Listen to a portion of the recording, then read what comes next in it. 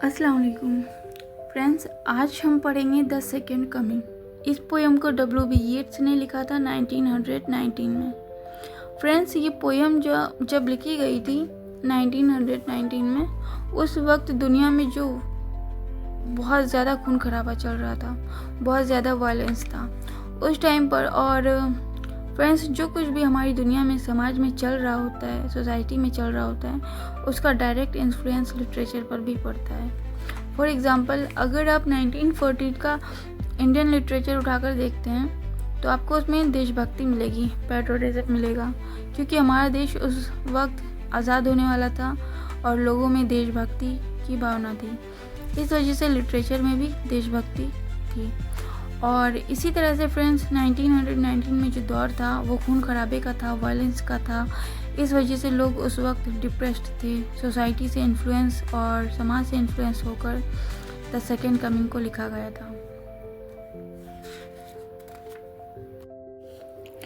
The second coming, इसे 1919 में world war के ख़त्म होने के बाद लिखा गया था।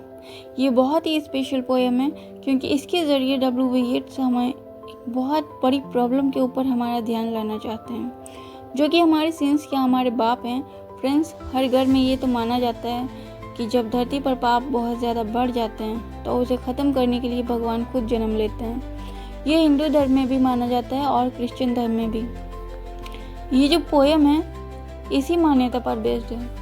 क्रिश्चियन धर्म में ये माना जाता है कि जीसस क्राइस्ट ने धरती पर जन्म लिया था आज से करीब 2000 साल पहले, और धरती पर उस वक्त जो पाप थे वो सब उन्होंने ख़त्म कर दिए थे।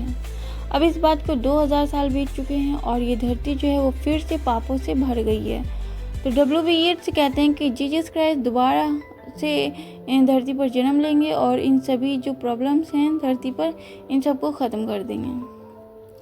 तो ये पूरी पोएम जो है येट्स के इसी थॉट पर बेस्ड है, और वो ये बताते हैं कि कैसे जीसस क्राइस्ट दोबारा से जन्म लेंगे, और इसी को उन्होंने पोएम का टाइटल द सेकेंड कमिंग कहा है। ठीक है, अब हम बात करेंगे पोएट के बारे में। तो W.B. येट्स का पूरा नाम विलियम बटलर येट्स है। उनका जन्म 13 जून 1865 में हुआ था और उनकी डेथ 28 जनवरी 1939 में हुई थी। ये एक आयरिश पोएट थे क्योंकि ये आयरलैंड के रहने वाले थे, और साथ ही 20th सेंचुरी लिटरेचर के बहुत ही फेमस और इम्पोर्टेंट पर्सन भी थे। और इन्होंने 1923 में लिटरेचर का नोबेल प्राइज़ भी प्राप्त किया था। हम पोएम को लाइन बाय लाइन पढ़कर समझने की कोशिश करते हैं। ठीक है, turning and turning in the widening gyre, the falcon can not hear the falconer. Poet यहाँ कहते हैं कि गोल गोल रास्ते पर घूमते हुए, और वो रास्ता कैसा है जो चौड़ा होता जा रहा है। फैल्कन एक पक्षी है जिसे हिंदी में बाज कहते हैं, और फैल्कनर बाज यानी फैल्कन का मालिक। तो यहाँ जो शब्द है बाज, फैल्कन, वो इंसानों के लिए यूज़ किया गया है। ठीक है, तो ये जो फैल्कन है अपने मालिक फैल्कनर की ना तो आवाज़ सुन पा रहा है और ना उसे देख पा रहा है। Things fall apart, the centre can not hold, और सारी चीज़ें जो हैं वो बिखर रही हैं और उनकी जो नींव है उन्हें संभाल नहीं पा रही। सब कुछ टूटकर बिखरता जा रहा है। Mere anarchy is loosed upon the world, और पूरी दुनिया पर अराजकता फैल चुकी है, यानी कि पूरी दुनिया जो है वो बर्बादी के कगार पर है और कोई भी कानून लागू नहीं है। The blood dimmed tide is loosed and everywhere, और ये बर्बादी की वायलेंस की जो लहर है वो चली आ रही है। मतलब ये बर्बादी की वायलेंस की लहर जो चली आ रही है, पूरी दुनिया में ये लहर फैल रही है और वो हर जगह पहुंच चुकी है।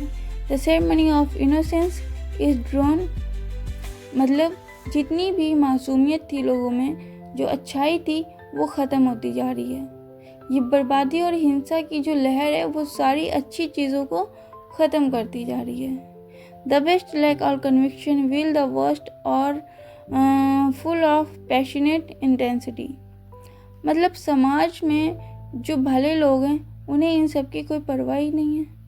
उन्हें कोई फ़र्क ही नहीं पड़ रहा है कि ये बुराइयां हमारे समाज में फैलती जा रही हैं, जबकि जो बुरे लोग हैं वो बहुत खुश हो रहे हैं इस बर्बादी को देखकर कि उनमें एक अलग ही तरह की एनर्जी आ गई है। Surely some revelation is at hand, ज़रूर किसी तरह की भविष्यवाणी जो है सच हो रही है, ज़रूर कुछ ना कुछ बुरा होने वाला है। The second coming is eight hand, और वो सेकेंड कमिंग मतलब वो जो भविष्यवाणी है वो किसकी है, तो वो भविष्यवाणी सेकेंड कमिंग की, यानी कि जीसस क्राइस्ट की दोबारा से इस धरती पे आने की जो भविष्यवाणी है, ऐसा लगता है कि वो जैसे पूरी होने वाली है। The second coming hardly are 10 word out, और पोएट बोलते हैं कि ये द सेकेंड कमिंग, ये बातें उसके मुंह से निकलती ही हैं तभी क्या होता है, when a vast image of spiritus mundi trouble my site, एक बहुत बड़ी आकृति इमेज उसे नज़र आती है, वो स्पिरिचुअस मुंडी की है। स्पिरिचुअस मुंडी इस संसार की आत्मा है जो कि उसे W.B. येट्स मानते हैं। वो ये मानते हैं कि ये हर इंसान के मन से जुड़ी हुई होती है। Somewhere in sands of the desert, a shape with lion body and the head of man, मतलब कि वो जो इमेज है, वो जो इमेज दिखाई दी है वो कहाँ, तो वो रेगिस्तान की धूल भरी ज़मीन पर, और वो जो आकृति यानी इमेज दिखाई दी थी वो दिखने में कैसी है, तो उसका सिर तो इंसान का है लेकिन उसका शरीर जो है वो शेर का है। A gaze blank and pities as the sun, और वो जो जीव की आकृति नज़र आई है रेगिस्तान में, उसकी नज़र और उसके चेहरे पर जो इम्प्रेशन है वो बिल्कुल खाली है, उनमें ना कोई हमदर्दी है ना कोई रहम। सूरज की तरह उसका चेहरा है। Is moving its slow thighs while all about it, और वो धीरे धीरे अपने पैरों को हिला रहा है, मतलब वो धीरे धीरे आगे की तरफ बढ़ रहा है। While about it reels shadows of the indignant desert birds, और उसके चारों तरफ कुछ परछाइयाँ घूम रही हैं, जो कि किसकी हैं, तो रेगिस्तान के पक्षियों की। ये जो बर्ड्स हैं इसे देखकर बहुत परेशान हो रहे हैं, इसके ऊपर चारों तरफ घूम रही हैं, जिससे इनकी जो परछाई है इसके चारों तरफ पड़ रही है। The darkness drop again but now I know, फिर से अंधेरा छा जाता है चारों तरफ, मगर इस बार पोएट जो है वो जानता है क्या, that 20th century of stony sleep, यानी कि दुनिया पिछले 2000 सालों से एक बहुत ही गहरी नींद में सो रही है, यानी कि वो सब शांत हैं 2000 सालों से, जब जीसस क्राइस्ट की डेथ हुई थी और वो यहाँ से चले गए थे, उसके बाद से, ठीक है। We are vexed to nightmare by a rocking cradle poet यहाँ पर कहते हैं कि कुछ बहुत ही खतरनाक और डरावनी परेशानी है जो इस दुनिया पर आने वाली है, जिससे इस दुनिया की जो नींद है, जो पालने में बच्चे की तरह ये दुनिया सो रही है, वो उथल पुथल हो जाएगी और वो डरावने सपनों के कारण अपनी नींद से जाग जाएंगे, ठीक है।